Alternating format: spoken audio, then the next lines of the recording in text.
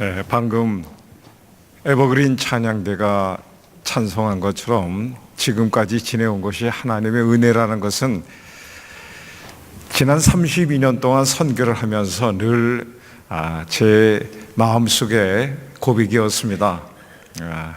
또 우리의 연약함을 강건하게 하신다는 그 가사 내용도 참 제 마음속에 와닿는 것은, 저는 왕십리에서 태어났을 때 당시에 백일해를 앓으면서 디프테리아 또 증세도 있었고, 그래서 어렸을 때 상당히 좀 심약했다고 우리 어머님이 늘 걱정하셨습니다. 근데 나이 이제 65세 가까이 되면서도 금년도에 많은 선교지를 다니면서도 지치지 않고, 또 시차 적응도 잘하며, 또 모든 음식, 로컬 음식을 특별히 제가 잘 먹습니다. 전 하나님께서 이런 은혜를 주셔서 한국 음식 아니더라도 현지 음식을 먹어가면서 또 여러 선교사님들의 사역을 돌아보고 격려하고, 또 집회에 또 기회가 있으면 또 말씀도 전하고, 어떤 데는 한국말로 선교사의 통역을 통해서지만 또 영어로 메시지를 전하면 현지에 또 목사가 또 현지어로 이렇게 통역했던 적도 있었습니다. 지난 주일에는 제가 콜롬비아에서 예배를 드리면서 말씀을 전한 적이 있는데요. 오늘 또 이렇게 담임 목사님께서 기회를 주셔서 또 여러분 앞에 섰습니다. 12월 초에는 제가 또 남아프리카 선교사 이제 수련회 또 참석하게 되고, 또 남아프리카 공화국에 가면서 마다가스카르, 그다음에 레소토 공화국, 그다음에 그 옆에 있는 모잠비크까지 이렇게 좀 다녀올 참여입니다. 사람들이 저에게 묻습니다. 선교가 고생이 아니냐고요. 저는 그렇게 고생이 아니라고 얘기하고 되레 보람이 너무나 크다고 얘기하곤 합니다. 오늘 말씀은 사도 바울이 성도들에게, 특별히 그가 하나님의 말씀을 전했던 많은 지도자들에게 했던 귀한 권고의 말씀입니다. 그분의 또 간증일 수 있고, 또 그분의 어떤 선교적 확신이라는 그런 부분이 될 수 있겠습니다. 저는 선교를 하나님의 마음을 가장 잘 이해할 수 있는 은혜의 통로다라고 그렇게 이해하고 싶습니다. 왜냐면요, 선교란 한 번도 자기가 이 세상에 태어나서 살면서 그곳에 가리라고 이렇게 생각해 본 적이 없는 곳을 가는 것입니다. 또 한 번도 그 사람들을 위해서 내가 정말 나의 생애를 드리리라 이렇게 생각해 본 적이 없지만은 하나님의 인도함을 받아서 가는 것입니다. 또 조건 없이 주는 사랑이라고 얘기할 수 있습니다. 또한 핍박 지역에서 일하는 선교사들은 많은 환난과 또 고난이 있습니다. 그러함에도 불구하고 정말 하나님의 사랑을 그들에게 표현하는, 그러함에도 불구하고 베푸는 사랑이지 않겠는가 싶습니다. 또한 믿음의 조상 아브라함의 그분이 정말 믿음의 조상이라고 한다면 그분의 어떤 은혜의 세계에 동참할 수 있는 길이 어떤 선교가 아니겠는가. 저는 지난 32년 동안 선교에 참여했습니다. 또 여러분들은 기도와 또 물질과 또 많은 선교사를 격려함으로, 또 일부는 선교지를 방문하면서 여러분이 또 선교에 참여하고 있습니다.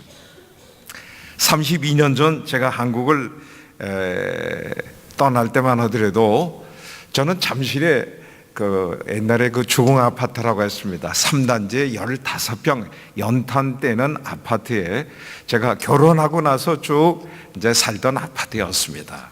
정이 많이 들었지만은 이제 그곳을 떠나야 할 때가 되었습니다.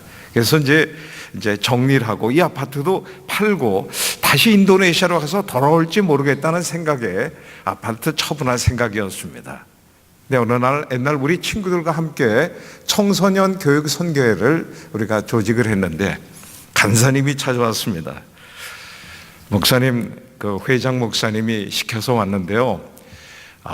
우리가 그동안에 사무실이 변변이 없어서 여기저기 옮겨 다녔는데 이 아파트 좀 쓸 수 없어요? 그렇게 요청을 했던 것입니다.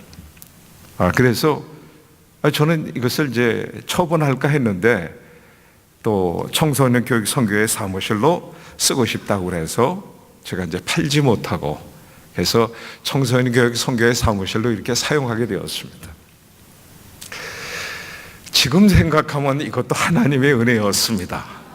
그때 그 팔았으면 아마 5천만 원 아마 그 정도 받았나 싶었을까 싶지만 지금 재건축이 돼서 제가 약 40평이나 되는 그 아파트에 살고 있습니다. 물론 이제 돌아와서 아파트 평수야 우리가 이제 원하고 싶은데 들어갈 수 있는 거 아니지 않습니까? 1순위, 2순위, 3순위 쓰는데 이게 너무나 넓은 아파트 평수에 어떻게 이렇게 뽑혔어요. 제가 3억 5천만 원을 더 부어야 됐습니다. 그것도 3년 기한으로. 이건 저에게 좀 상당히 부담이 되었습니다. 근데 또 하나님이 어떤 길을 예비하셨냐면 사실 저희 아버님은 저를 자식의 반열에서 제쳐두었던 분입니다. 제가 예수 믿고 또 사역자의 일을 가고 또 선교사로 간다고 하니까 우리 아버님은 너는 앞으로 내 자식이 아니다. 근데 우리 아버님이 돌아가시면서 유서를 쓰질 못하셨습니다. 그래서 저에게도 좀 돌아오는 그 몫이 있었는데 사실 저는 우리 형제들에게서 제낌받아 있어가지고 아버님의 재산을 탐낼 수 없는 상황이었습니다. 이것도 저는 하나님의 은혜라고 생각합니다. 그렇죠? 예. 그런데 항상 재산 갖고 형제들이 분란을 일으키면 항상 우리 어머니 되는 입장에서는 이 새끼들이 이거 내 남편 재산인데 지네들이 뭘 수고했다고 이렇게 싸우나. 근데 제일 욕심이 없는 게 한정국이처럼 둘째 아들 놈이 욕심이 비쳤던 것입니다. 전 우리 어머님한테 그래서 점수를 많이 얻었습니다. 야, 네가 피스메이커를 좀 해라. 그래서 저는 정말 당시에 한 푼도 나는 기대하지 않고 기대할 수도 없었으니까 그 당시에는 이제 아버님이 유서를 쓰지 않았다는 그건 또 모르는 상황이었고 그래서 선교지에 나가기 전에 이제 그런 상황 속에서 제가 또 피스메이커 노릇을 했습니다. 여러분, 내가 마음에 탐심이 있으면 피스메이커 노릇하기가 쉽지 않습니다. 또 형제들은 나는 완전히 제낌받은 사람이니까 공정하다고 생각하는 것이었습니다. 그런데 문제는 항상 이렇게 그 유산이 있으면은 상속세가 있지 않습니까? 상속세가 너무나 많이 나왔습니다.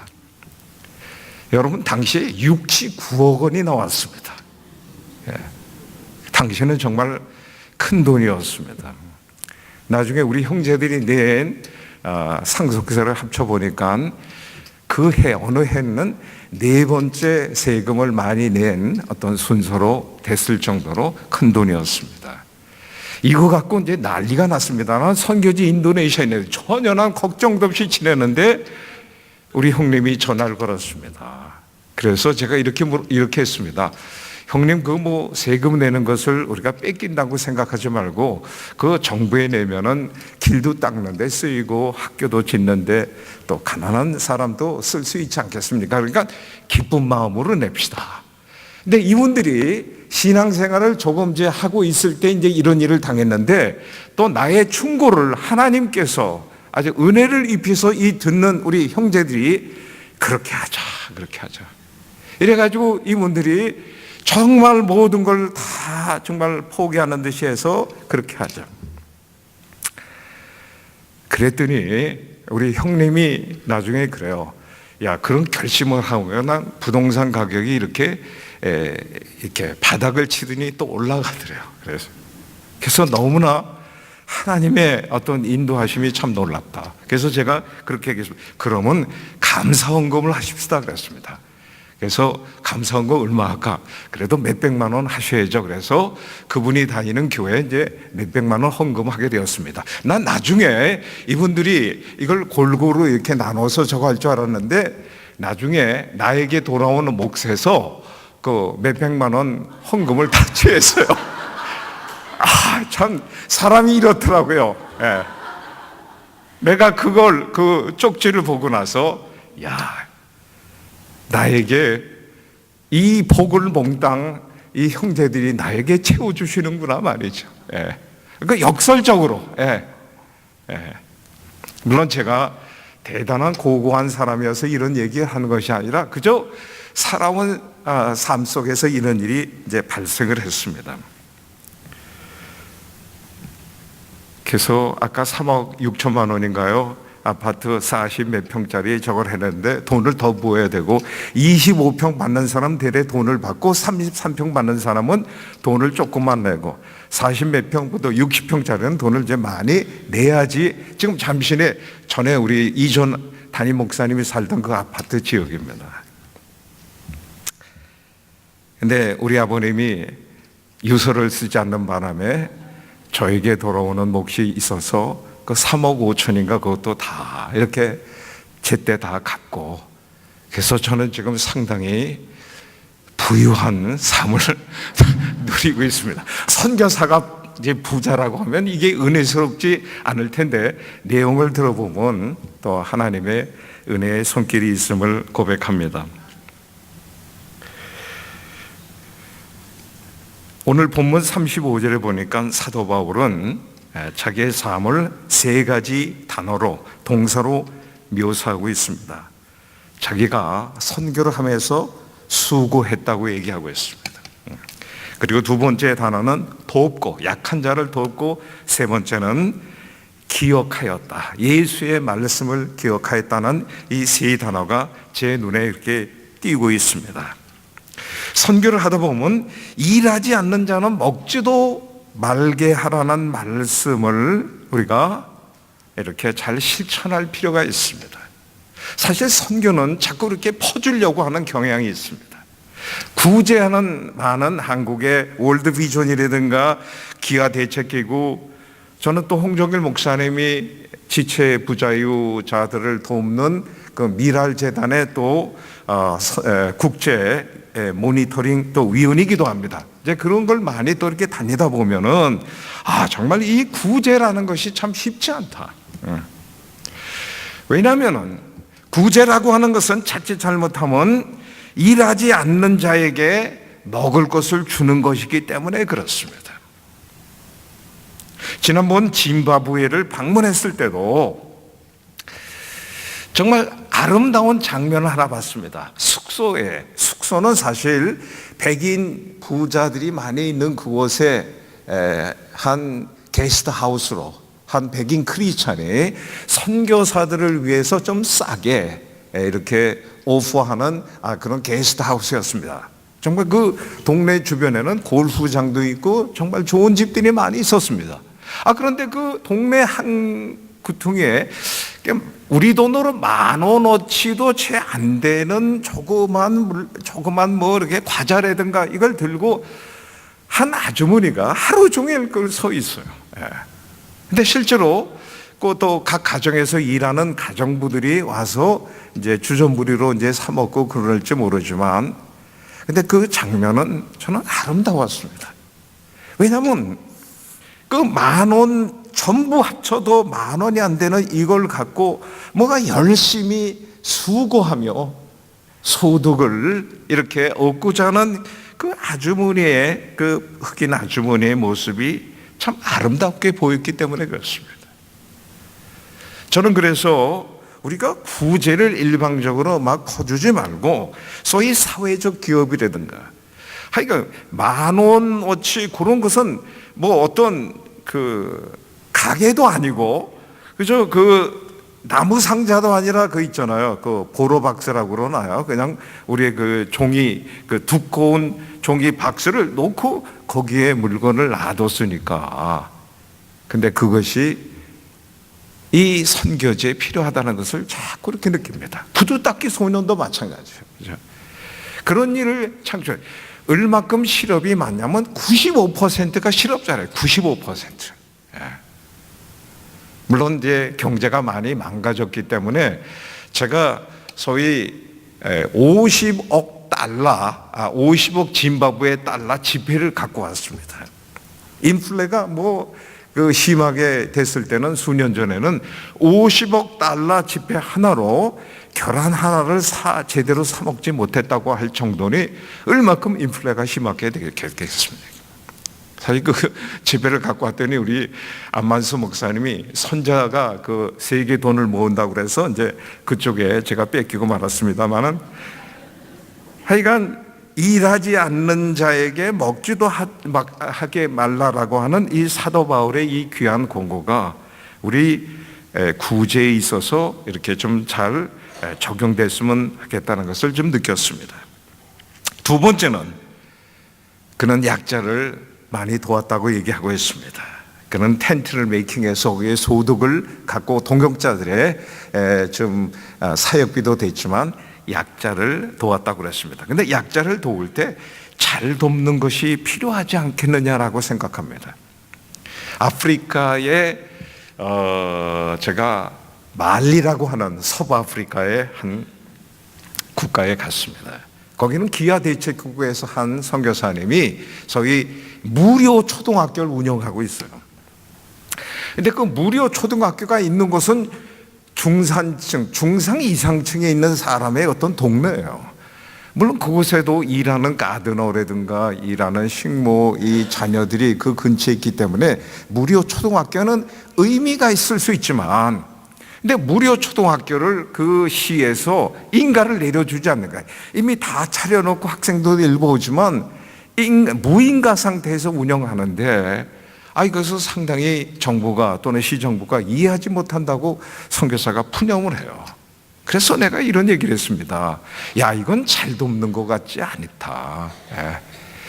사실 지금 현재 초등학교 교육은 정부가 다 할 수 있는 일인데 왜 네가 나서서 이렇게 하느냐.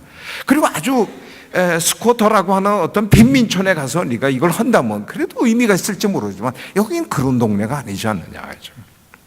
그리고 옆에 있는 사립학교가 상당히 두 눈을 부릅뜨고 환한 듯이 이 학교를 바라보고 있대요. 당연하다. 왜냐하면은 그 사람들은 그 사립학교 학비를 받고 가르치는데 너는 무료로 하니까 지금 이 사립학교에 네가 덤핑을 하고 있는 거다. 덤핑. 그죠? 네가 핍박을 받는다고 생각하지 말고 어떤 의미에서 너는 매맞을 짓을 지금 하고 있다. 그죠? 근데 그 말을 잘 이해하지 못해요. 예. 저는 아프리카에 많은 학교를 다닌 적이 있습니다. 아프리카에 니제르라고 하는 무슬림 인구가 약 93%. 지난번에는 우리 중고등학교를 운영하는 SIM 우리 한국 선교사가 세운 멋진 학교예요, 정말. 정말 니제르의 수도에서 최고의 학교. 그래서 문교부도 이 학교를 자꾸 이렇게 칭송하는 학교라고 해서 선교사님이 상당히 흐뭇해하는 학교입니다. 근데 지난번 불란서 잡지사 있지 않습니까? 니제르가 이제 불란서 식민지권이거든요. 근데 불란서에서 잡지사에서 이렇게 난동이 났는데 여기에서 사람들이 이 트럭에다가 휘발유와 경유를 싣고 와서 학교에 뿌리면서 불을 질렀다는 거예요. 정말 지금 한 건물을 보니까 완전히 불타고 내부가 완전히 제가 속에 들어가 봐서 또 사진도 찍어 온 적이 있습니다. 십자가도 불태웠다고 해요. 십자가가 불태웠으니 얼마큼 이 선교사가 허망하겠어요. 십자가를 세웠더라고요. 근데 저는 학생들이 이 히잡을 썼는데 다른 것보다 더 꽁꽁 맨 것 같은 느낌이 들었고요. 외부인 내가 들어왔을 때 그들의 차디찬 시선을 제가 느낄 수 있었어요.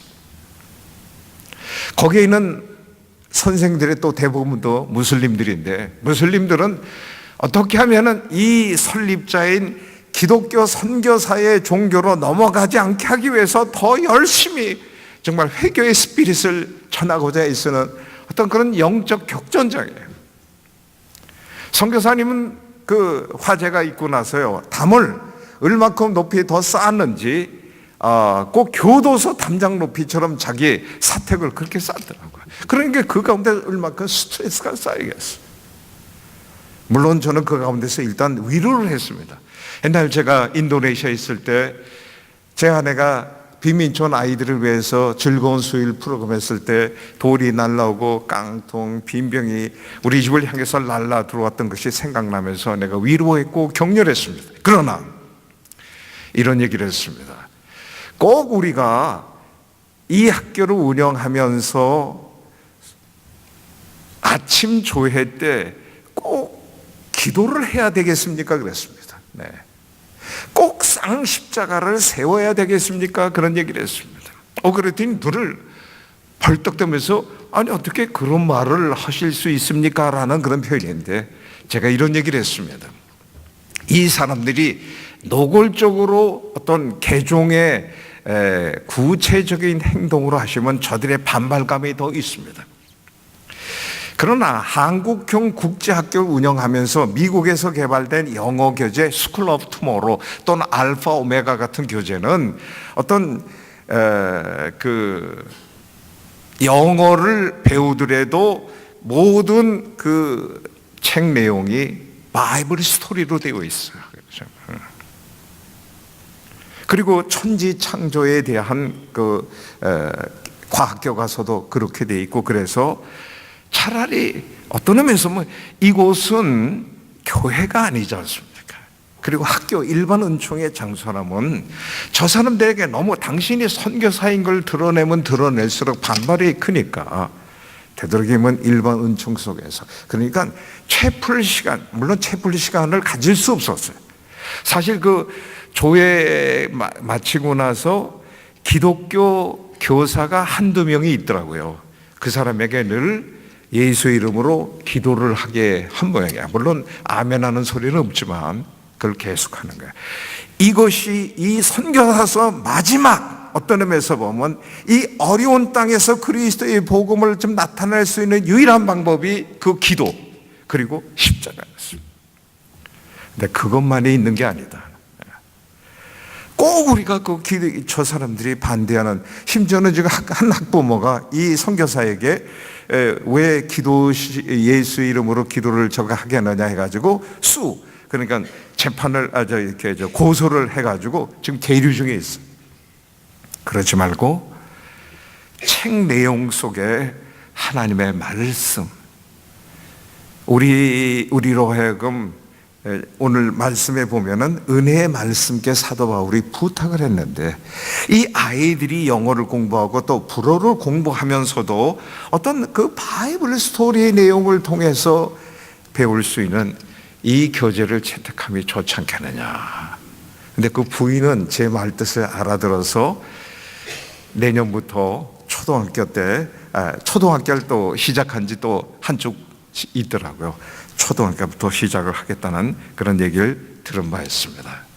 여러분, 이런 점에서 선교는 쉬운 듯 하면서도 쉽지 않은 게 선교인 것 같습니다. 전 요즘에 어느 유행가 가사가 사랑은 아무나 하나라고 하는, 그게 이 패러디가 돼가지고 선교는 아무나 하나. 누가 쉽다고 했나? 저는 옛날 사실 선교는 쉽다고 많이 동원할 때 사용했지만 요즘은 선교가 참 쉽지 않다. 선교 현장을 다니면서 우리가 돕기 위해서 왔지만 기왕 도울 바에는 우리가 잘 돕도록 하자. 그리고 우리가 학교를 하더라도 다른 사립 학교를 의식하면서 하자. 왜냐하면 선교사들은요, 현지 다른 학교의 커리큘럼과 거의 똑같아요. 왜냐하면 그것은 문교부에 대충 표준 공고사항이 있습니다. 물론 사립학교는 융통성이 있어도 이상하게 선교사들은 다른 사립학교랑 경쟁을 해요. 그러면서 학비를 조금 저렴하게 합니다. 학생들을 더 끌기 위해서. 그리고 한국과 미국 한인교회에서 후원비가 오니까 학교 시설이 좋습니다. 그리고 교사도 좋은 교사를 채용하니까 많은 학부모들이 이 학교에 자기의 자녀들을 보내고 전학하려고 했습니다. 그러니까 다른 주변의 사립학교가 긴장하고 그 교장과 선생들이 막 화를 내고 심지어는 아이들을 통해서 돌을 막 던진대. 그러니까 여기 있는 선교사는 야, 이게 핍박을 하는구나. 그래서 내가 그들이 핍박을 한다기보다도 네가 매를 자초하고 있다라고 얘기하고 있습니다. 이건 저는 이제 경제학을 공부한 사람이니까 이건 소위 사립교육 시장에 덤핑하는 행위입니다. 그렇죠?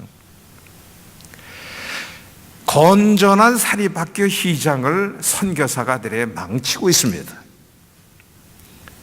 그런 점에서 사실 잘 돕는다는 것이 쉽지 않다는 것입니다. 여러분, 한국의 생명의 말씀사가 맨 처음에 기독교 서적을 보급한 미국 팀 선교부가 한국에서 소위 출판 사역하면서 시작한 것이 Word of Life, 생명의 말씀사입니다. 그들이 맨 처음에 고민했다고 합니다. 많은 선교사들이 책을 막 무료로 나눠주는 경우도 있습니다. 한국 선교사의 선교지에서. 근데 이분들은 무료로 나눠주면 기독 시장이 형성이 안 되니까 싸고 좀 좋은 질 좋은 책을 뭐 싸게 하기 위해서는 소위 종이지를 갱지 같은 것으로 하고 그 다음에 그 표지를 페이퍼백으로 해가지고 그렇게 해서 나는 너와 결혼하였다, 월터 트로윗이 양운순 씨가 번역한 그런 책도 많이 나왔는데 제가 대학생 때 정말 부담이 안 될 가격으로 산 적이 있습니다. 그러면서 기독시장이 조금씩 형성이 시작되면서 나침판사가 나왔습니다. 최영호 씨가 미국의 침례교의 많은 책들을 로얄티 없이 허락을 받아가지고 번역을 해서 책을 조금 가격이 높아요. 그래서 형성해. 그 다음에 두란노 서원이 나왔습니다. 하영조 목사님이 좀 격조가 좀 있으면서 이렇게, 그리고 규장이라고 하는 출판사가 나왔어요. 규장은 소위 기획 출판합니다. 지금 일반 서적 시장이 많이 힘들어해도 기독 서적 시장은 상당히 잘 나가고 있는 이유는 뭐냐면은 바로 팀 선교사들의 생명의 말씀사 때 그 철학이 있잖아요. 거저주는 것이 좋은 것이 아니다. 그런 점에서 그들이 잘 도왔다라고 생각을 해봅니다. 또 잘 돕고 잘 줄 필요 있다고 생각합니다.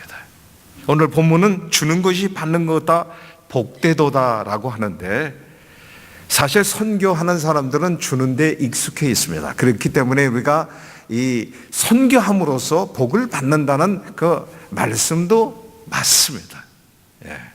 그러나 기왕 줄 바에는 잘 주는 것이 필요하다라고 생각합니다. 제가 옛날 전도사 또는 강도사를 했던 그 교회 어느 권사님이 말라위에 평신도 선교사로 가시게 되었고 제가 그 말라위를 방문할 때 권사님을 방문했습니다. 권사님은 소위 교도소에서 일하는 사역에 이제 돕는 사역자로 있는데 교도소에만 쭉 있다 보니까 좀 무료하니까 가끔 인근 동네에 가서 인근 동네 가면 깜짝짝한 아이들이 참 많거든요. 참 가난하게 살면서도 아이들은 그렇게 많이 낳는지 모르겠지만 정말 아이들이 많아요. 그래가지고 권사님은 사탕 한 봉지 있잖아요. 녹화사탕 한 봉지를 딱 들고 가면 아이들이 그냥 구름대처럼 몰려서 그 하나씩 나눠주는 게 이 권사님의 보람이었습니다. 근데 어느 날 동네 이장님이 이 다른 선교사님을 통해 메시지가 왔습니다. 제발 그 누가사탕을 나눠주지 않았으면 좋겠다는 것이었습니다. 그러니까 얼마큼 당혹스러워요. 주는 것으로 참 아이들이 그 하나 먹고 나서 그 해피한 얼굴을 보는 것이 권사님의 보람이었는데 이게 이제 더 못하게 돼. 이게 이유가 무엇입니까? 그랬더니 그 이장님이 하시는 말씀이, 권사님이 오는 날이 매주 화요일인데 화요일마다 아이들이 학교에 안 간다는 것입니다. 눈깔 사탕 하나 먹기 위해서 학교를 다 포기하는 거예요. 그렇죠? 그래서 잘 주는 것도 이거 쉽지 않다 하는 그런 것을 느낍니다. 거기에서 미주 한인교회에서 파송된 어느 선교사님, 우리는 그를 닥터 킴이라고 합니다. 이 닥터 킴은 범죄 심리학 박사학위를 갖고 있는 분이에요. 그래서 이분은 심리학에 조예가 깊은 분인데 이 잘 돕는 것에 대해서 저에게 이렇게 얘기를 했습니다. 한 선교사님, 제발 한국에 가면은요, 그렇게 국제 또는 구제하는 단체에게 제발 아동결혼 사업 있잖아, 이거 좀 하지 않게 좀 가서 얘기 좀 해주세요. 아동결혼 사업이 뭐냐면은 이쪽에서 매월 2, 3만 원씩 이렇게 한 아이를 해서 이제 보내는 겁니다. 그러면 그 아이가 학용품도 받고 신발도 또 이렇게 운동화도 하고 또는 가방도 이렇게 하고 저거예요. 그런데 동네 이장님이 이로 인해서 마을이 갑자기 흉흉해진 것을 발견하고 나서 이 선교사님에게 와서 또 얘기를 한 것이었습니다. 제발 그것을 그만했으면 좋겠다고. 그게 왜 그렇습니까? 사실 그분과 같이 동역하는 여의도 순복음교회에서 오신 한 자매도 바로 결혼 사업을 하고 있는 자매였기 때문에 그 문제는 어떤 이 선교팀에게 큰 하나의 도전이 되었습니다. 이유는 이것이었습니다. 한 동네 아이들 전부가 결혼이 된 거 아니지 않습니까? 결혼이 된 건 소수라 이 말입니다. 근데 이 결혼되기 전에는 아이들이 다 보자기에 이 책 싸들고 허리에 차고 맨발로 다녔는데 어느 날 갑자기 결혼이라는 이유로 어떤 아이는 운동화를 신고 가고 어떤 아이는 예쁜 컬러풀한 가방을 메고 가고 이러니까 얼마큼 서로 불화가 되겠습니까? 그래서 여러분 그거예요. 아동결혼 이 헌금은요, 소위 주는 자의 관점에서는 펀드레이징이 훨씬 잘 됩니다. 이거 지금 각 이런 구호단체마다 이거 많이 해먹는 방법입니다. 이래서 정말 펀드레이징이 참 많이 됩니다. 그러나 현지에서는 이런 어려움이 있다는 것이죠. 그래서 제가 베트남에서 기아대책기구 일하는 선교사님과 같이 우리가 해법을 발견한 건 그거냐면, 한 초등학교에 이걸 베풀면은 어차피 전부 다 줄 수 없다면은 그 학년별로 있잖아요. 학년별로 올해는 6학년, 내년에는 5학년 이런 식으로 해서 하는 것이 좋지 않겠느냐 하는 또 해법도 발견하게 됩니다. 그러니까 잘 주는 것도 연구 개발할 필요가 있다는 것을 제가 알게 되었습니다. 여러분, 그런 점에서 선교와 구제는 쉽지가 않다라고 얘기할 수 있겠습니다. 여러분, 주는 것이 받는 것보다 쉬울 것 같죠? 그렇지 않습니다. 아까 그 예도 그렇지만 사실 저희 어머님은 심장병으로 돌아가셨습니다. 그래서 우리 형제들이 모아서 우리 어머님이 평소에 그 심장병 어린이를 좀 돕고 싶었는데 우리가 좀 돈을 모아서 우리가 심장병 어린이 어머니 대신해서 합시다 해가지고 돈을 이렇게 모았더니 한 1,500만 원이 됐어요. 그래도 형제들이 내가 제일 그래도 공정하다고 생각하니까 당신이 이것을 어떻게 전달하시오.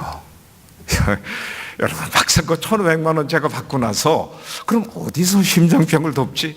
딱 생각난 것이 그 뽀빠이 이상용 씨가 생각났습니다. 그래서 뽀빠이 이상용 씨를 찾아가려고 했더니 그 심장재단이 이미 전두환 대통령의 그 영부인 그분이 약간 가로챘나 뭐 해가지고 그쪽으로 넘어갔대요.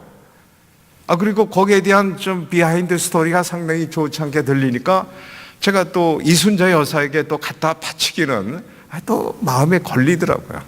그걸 못하고 이래가지고 여기저기 수소문했지만 참 쉽지 않은 걸 느꼈습니다. 세월이 흘렀습니다. 한 2년 동안 또 그걸 가만히 내가 갖고 있으면 이자라도 이자가 안 붙고 그러니까 그래서 소위 투자금융 그쪽에 일단 이렇게 해놓고 해서 그 이자도 하여간 2, 3년인가 그걸 다 이렇게 소진하는데 이자도 상당히 붙을 정도였습니다. 이자가 한 100몇십만 원인가 한 150만 원 정도가 아마 붙었을 거예요.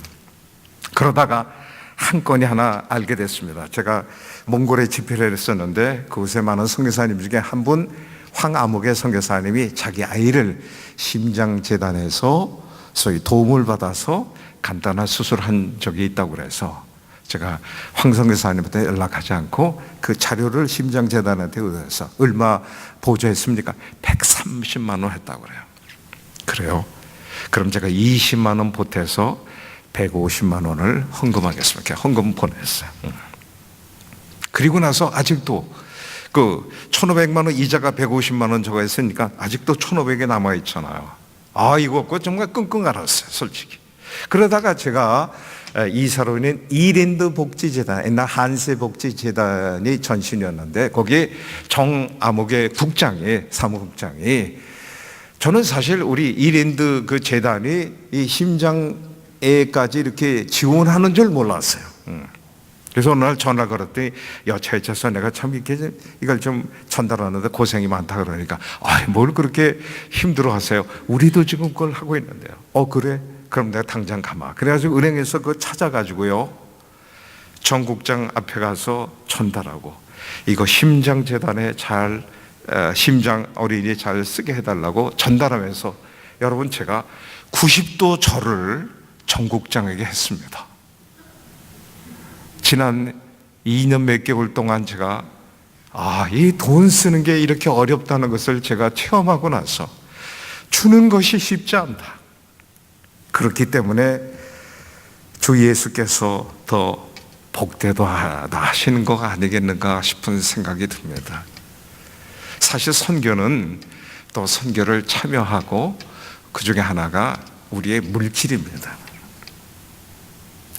사실 이 물질을 선교사를 통해서 선교 단체를 통해서 우리가 선교지 어느 곳 필요한 곳에 전달되기는 바라는 마음입니다.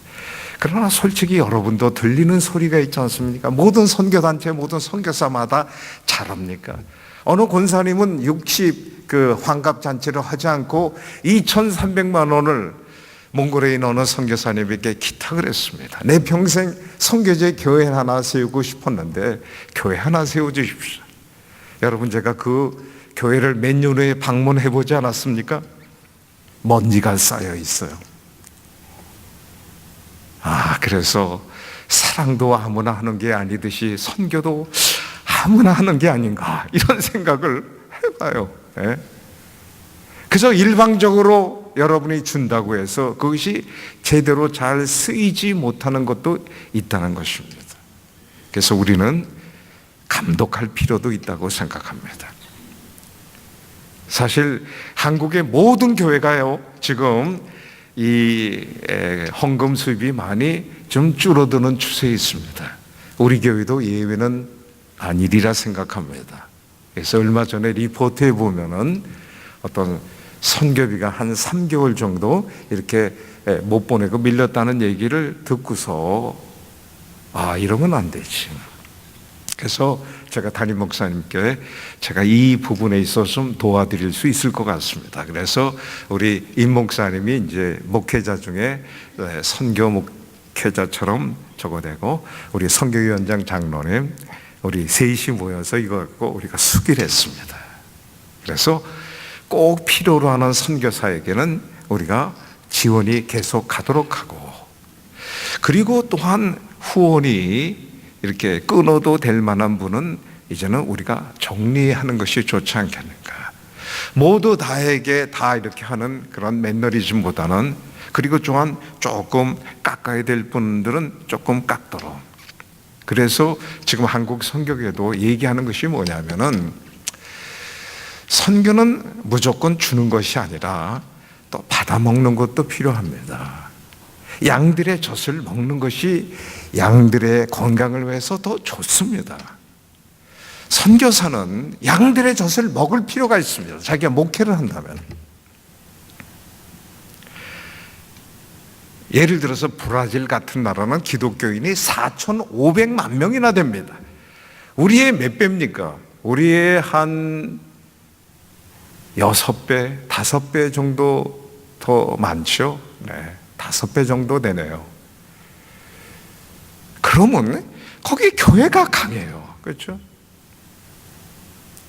그러나 선교사는 내년에는 좀 더 많이 보내주시오라고 요청할 수도 있지만, 그러나 이쪽은 그렇지 못하다면 우리가 사정이 지금 이런 상황이니까 선교사님 그곳에 양들의 젖을 좀 먹어 주십시오라고 부탁할 수도 있지 않겠느냐 하는 것입니다.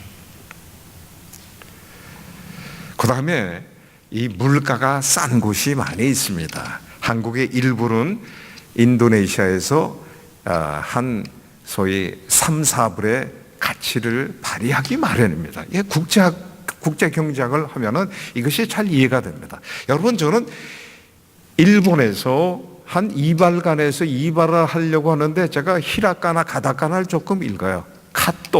카토가 이제 예노로 이렇게 표시되어 있으면 저는 순간적으로 인도네시아의 이 카트의 가격이 이렇게 생각나는데 16배 반 정도 비쌉니다.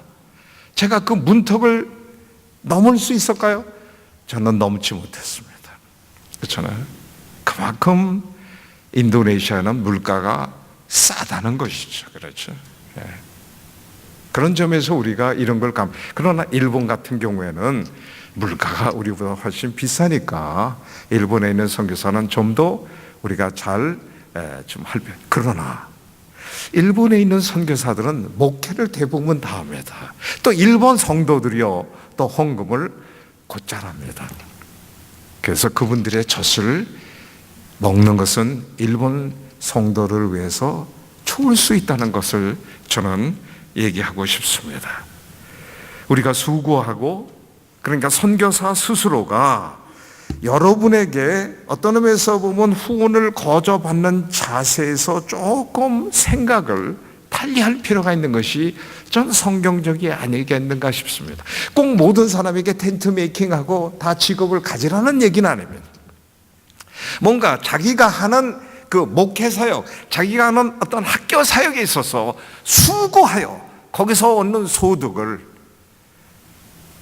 활용할 수 있도록 하는 것이, 활용한다기보다도 대래 양들의 젖을 먹는 것이 양들을 위한 거리라는 걸 알아야 됩니다. 여러분, 선교사가 양들의 젖을 먹지 않으면 설교를 개떡같이 하더라도 성도들이 말을 못합니다. 그렇죠? 우리는 여기에 너무나 이 유혹에 익숙해 있습니다. 그래서 선교사는 주는 자고 돈을 가진 자고 마음대로 할 수 있는 자가 될 수가 있는 것입니다.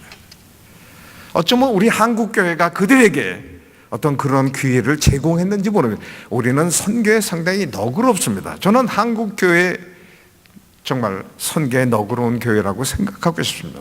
여러분의 잘못은 없습니다. 그러나 여러분의 잘못이 없다 하더라도 저는 여러분이 후원하더라도 잘 후원했으면 좋겠다는 것이 저희 솔직한 바람입니다. 선교사가 선교단체 장의 말을 듣겠습니까? 아닙니다. 후원교회의 말을 듣습니다. 그렇잖아요. 그런 점에서 우리가 선교를 잘 후원할 필요 있는데, 이러면 또 여러분이 이렇게 선교가 까다로워요. 네, 그렇습니다. 선교는 쉬울 수 있지만 쉽지 않은 것입니다. 아까 얘기했지 않습니까? 누굴 돕는 게 쉽지 않다는 걸 제가 예를 들어서 설명을 했습니다. 그리고 선교사님들에게 예수님이 선교의 모델이라는 것을 여러분과 함께 우리가 공유할 필요가 있습니다. 사실 선교의 핵심은 예수님과 그분의 말씀이 아닙니까? 그렇기 때문에 사도 바울이 그 지역을 떠나면서 다른 지역으로 갈 때 그 지도자들에게 예수님과 그의 든든한 말씀께 부탁한다고 했습니다. 예수님은 어떤 분입니까? 30년 동안 전문인으로 어떤 카펜터로 목수로 살아오시고 3년의 공생애를 사신 분입니다. 그는 이런 수고를 했고 또한 그는 돕는 자였습니다. 약차를 어떻게 그가 도왔는지 아십니까? 제자들을 삼으면서 사실 어떤 개런티로 제자들을 인도하신 분이 아닙니다. 내가 월급 얼마큼 줄게. 베드로, 요한, 야고보를 그렇게 리크루트 하지 않았습니다. 나를 따르라. 내가 너희를 고기 잡는 어부가 아니라 사람 낚는 어부로 만들겠다고 하셨습니다. 어떤 의미에서 보면 보장되지 않은 예수님의 비법이 우리 선교사들에게도 필요합니다. 그런데 그 주님은 끝까지 도우셨다고 그랬습니다. 어떻게 끝까지 도우셨습니까? 사실 예수님이 십자가에 허망하게 죽는다고 생각했던 제자들이 첫 번째 반응이 어땠습니까? 다시 고기 잡으러 가자라고 베드로를 따라서 다 자기 옛날 직업으로 돌아갔습니다. 그래 디베레 바닷가에서 다시 예수님이 그 제자들을 만나는 상봉 장면. 아니 예수님이 사망 권세를 이기신 전능하신 하나님께서 왜 로마로 가서 로마 그 황제를 몰아내고 그러면 더 큰 권세로 세계를 복음화시킬 수 있지 않을까? 근데 예수님이 택하신 방법은 그 강한 방법이 아니라 약한 자에게 약한 방법으로 찾아오셨습니다. 티베리아 바닷가에서 나타나셨습니다. 내가 볼 때 그 한심한 제자들에게 나타나 그 제자들에게 그 약자에게 도전하십니다.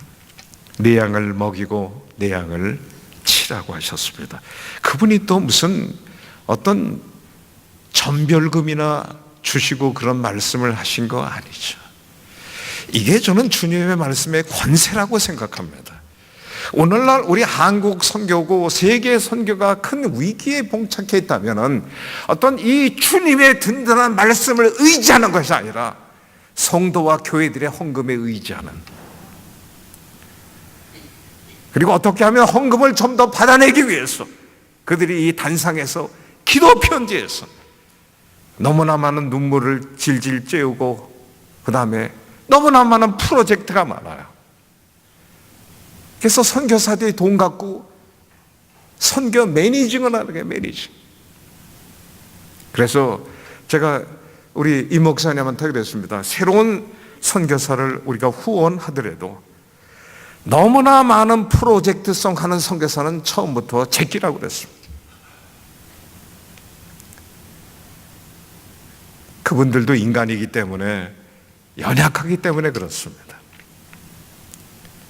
연약한 사람은 뭔가 실적을 교회 앞에 보고해야 된다는 것 때문에 그렇습니다. 그래서 유치원을 세우고 그 다음에 뭐 교회를 세우고, 그럼 여러분 생각해 보시죠. 언어가 잘 되는 한국에서 목회하는 게 어려운데 언어가 다른 언어로 목회하는 게 그렇게 쉽겠습니까? 그러나 쉬운 방법이 있습니다. 현지 전도사를 세우는 것입니다. 제가 케냐 밑에 있는 탄자니아의 북쪽에 우루샤라고 하는 그런 도시가 있었습니다. 거기에 선교사님들이 많이 있다고 저를 그곳에 꼭 가야 된다고 해서 제가 이제 비행기를 타고 이제 가게 되었는데, 많은 선교사 중에서 저를 안답시고 저기 강남에 있는 어느 대형 교회 그러니까 실버 선교사, 나이 60이 가까이 된 어느 집사님이 저희 탄자니아의 선교사로 이렇게 오신 분인데, 옛날 자기 교회에서 내가 이제 강의하는 걸 인상 깊게 들었기 때문에 내가 한 선교사님 공항에 픽업하겠습니다. 그래서 이제 그분이 나왔어요. 저는 사실 그분을 잘 모르죠. 근데 그분은 저를 안다고 해서 얼마큼 고마운지 모르겠습니다. 이제 가면서 이제 이 얘기 저에게 하는데, 선교사님, 저는 사실 이 탄자니아에 오면서 교회를 개척할 줄을 생각을 못 했다는 겁니다. 그럼 교회를 지금 개척하죠? 네, 교회를 개척했습니다. 사실 저는 교회 개척은 이 목사님들의 전공 과목이니까 저는 그분들을 이렇게 도우러 왔습니다만은, 목사님들이 교회 개척하는 것을 가만히 보니까 저 정도면 자기도 할 수 있을 것 같다는 생각이 들었대요. 그러니까 언어를 이렇게 배우고 하면서 신학교에서 전도사를 소개받으면서 장학금을 주기 시작하대요. 그리고 그 전도사가 신학교 졸업하자마자 또 한국에선 교회를 세운다면 성도들이 많이 후원을 하니까 그래서 교회를 여기저기 세우고, 저 정도면 나도 할 수 있겠대. 그래서 자기도 했대. 그러면서 자기 전도사를 같이 데리고 또 나타났어요. 이분이 저랑 같이 일하는 동역 전도사입니다. 그리고 교회도 한번 가보시겠어요? 교회에 가봤는데 괜찮은 교회예요. 그러나 나는 그날 밤 잠이 잘 안 오더라고요. 이게 선교인가? 한국에 그 많은 교회가 있어도 선교사들이 그렇게 세운 교회가 한두 개나 있을까 싶은 생각이 들 정도로, 그래서 선교는 아무나 하는 게 아닌가 보다 하는 생각을 갖게 되었습니다. 여러분, 한국 선교사가 지금 28,000명이 172개국에서 이렇습니다. 저는 사실 우리 선교계는 분열이 안 돼 있고 다 통합이 되어서 제가 실무적으로 저는 금년 말까지 사무총장 일을 하면서 지난 32년 동안 별것을 많이 봤습니다. 사실 제가 이렇게 여러분 앞에 얘기하는 것은 저희들의 아름다운 부분뿐 아니라 좀 부끄러운 점도 같이 고백하는 것은, 이게 여러분에게 좋은 기도 제목이 되어서 우리가 앞으로 질적으로 바꿔질 수 있기 위함이 아니겠습니까? 사실 어떤 분은 그렇게 얘기합니다. 한국교회가 사분오일되어 있지만은 선교계가 마지막 희망이라고. 그러나 희망이게는 아직 연약하다고 말씀드릴 수 있겠습니다. 저야 내년부터 백이 종군하고 다시 새로운 길을 또 가야겠습니다만은, 오늘 아침에 우리 한국세계선교협의회 대표회장 되시는 목사님 교회에서 성찬식이 있었습니다. 아침 7시 예배에 참석해서 성찬식을 통해서 우리가 기억하고 있는 것이 무엇일까를 아침에 묵상해 봤습니다. 그 떡을 받아 먹으면서 주님의 살을 기억했습니다. 그 조그만 포도즙을 마시면서 주님의 흘리신 보혈을 생각하고 기억했습니다. 이것이 오늘 사도 바울이 35절 말씀에 주께서 하신 말씀을 기억한다는 그 기억이라는 동사의 의미가 아니겠는가 싶습니다. 그런데 그 주님의 말씀은 주는 것이 받는 것보다 복되다는 얘기입니다. 이건 상당히 불가사의한 말이긴 하지만 선교 참여자에게는 어떤 실마리가 있는 귀한 수수께끼 같은 말씀입니다. 세상 사람들은 죽었다 깨어나도 이 말의 의미를 해석하지 않습니다. 여러분, 서구가 아프리카에 정말 수천조 원을 쏟아부었지만은 어떻게 지금 돼 있습니까? 큰 변화가 없습니다. 영국의 한 원조부 장관의 국회에서의 증언록을 보면은 이해가 갑니다. 존경하는 의원 여러분, 저희가 100만 불을 원조하면은 300만 불이 저에게 돌아옵니다. 승인을 받기 위해서 그 사람이 너무 솔직한 얘기를 터뜨리는 것이 제가 가르친 경제발전론 교과서의 한 부분에 나옵니다. 이게 세상에서 말하는 주는 것의 본질입니다. 그러나 여기에서 주는 것은 주 예수가 자기 자신을 십자가에 내어주심과 같이 자기의 살과 자기의 피를 자신들의 백성을 구원하기 위해서 내어주신 것입니다. 그로 인해서 그는 하나님께 어떤 칭송을 받습니까? 만유의 가장 으뜸이 되는 존재요, 하나님으로부터 그가 다심을 이렇게 들림을 받는 빌립보서 2장의 말씀을 기억한다면 예수님 그분이야말로 주는 자로서 받는 것보다 더 복된 삶의 실천이 아니겠는가 싶습니다. 그리고 또한 주의 뜻이, 하늘의 뜻이 이 땅에 이루어지게 한 것이 그분의 십자가의 죽음이 아니었습니다. 그런 점에서 다시 한번 오늘 본문의 이 사도 바울의 어떤 물질과 선교에 관한 이 메시지는 역시 예수 그리스도와 그 말씀에 다시 초점이 맞춰져 있습니다. 결국 하나님의 선교는 바로 예수 그리스도, 그분이 해결의 열쇠며 또한 모든 어떤 그 선교제의 문제 해결에 있어서 사실 주님은 우리 눈앞에 지금 보이지 않습니다. 천국 하나님의 우편에 계십니다. 그러나 그의 말씀을 통해서 우리를 든든히 세우고 오늘도 하나님의 그 살아있고 운동력 있는 말씀을 통해서 선교사들의 마음을 찔러 쪼이까지 하면서 도전하고 있습니다. 그러나 무딘 선교사들은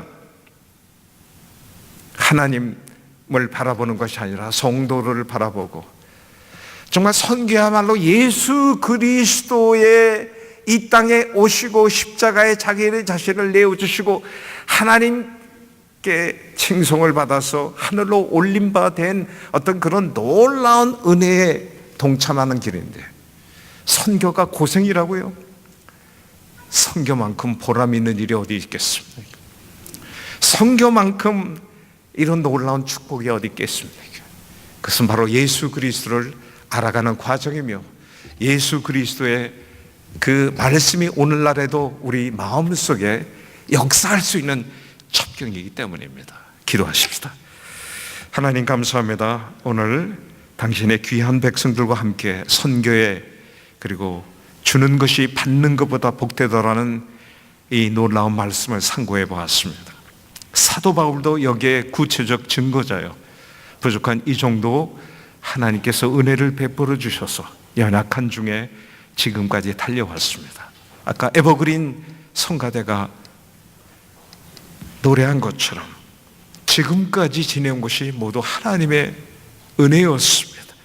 앞으로 남은 길도 우리 하나님 은혜롭게 인도하시고, 특별히 화평교회가 세계 선교에 정말 주는 자로서 열심히 달려왔는데 앞으로 더 잘 줄 수 있고 더 잘 주는 교회가 되게 하여 주시옵소서. 다시 한번 오늘 주신 말씀을 인해서 감사하고 예수 그리스도의 귀하신 이름으로 기도하옵나이다. 아멘.